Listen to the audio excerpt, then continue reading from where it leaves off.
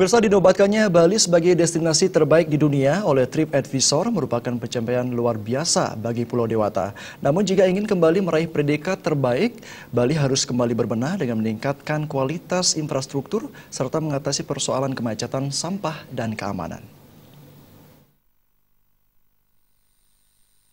Pengamat pariwisata Yoga Iswara mengatakan penobatan Bali sebagai destinasi terbaik di dunia oleh TripAdvisor merupakan prestasi luar biasa pada tahun 2017 bagi Bali. Penghargaan ini merupakan hasil kerja keras semua stakeholder, termasuk masyarakat Bali. Yoga Iswara menekankan sifat suatu pencapaian tidak tetap.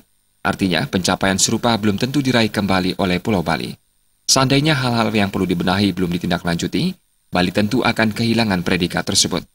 Bali telah memiliki branding dengan ciri khas pariwisata tersendiri yang mampu memikat wisatawan. Namun hal yang menjadi kendala adalah kesiapan Bali ketika diberikan target khusus oleh pemerintah pusat, yaitu sekitar 8 juta wisatawan mengunjungi Bali pada tahun 2019 mendatang.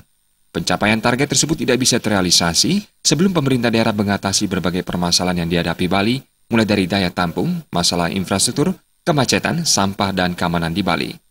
Baru selalu memikirkan masalah akomodasi. Ya, jadi carrying capacity dari sisi akomodasi, tetapi benar-benar belum memikirkan dampak yang lainnya. Apakah kita siap dengan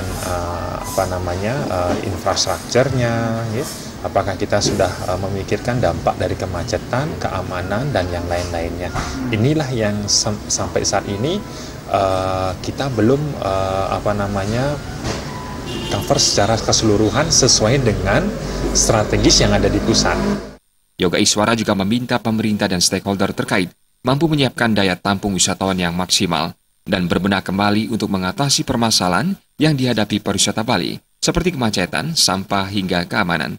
Jika masalah itu tak kunjung teratasi, niscaya target 8 juta wisatawan tidak akan tercapai. Predikat destinasi pariwisata terbaik pun akan sulit diraih kembali. Angga Ratana, Bali TV.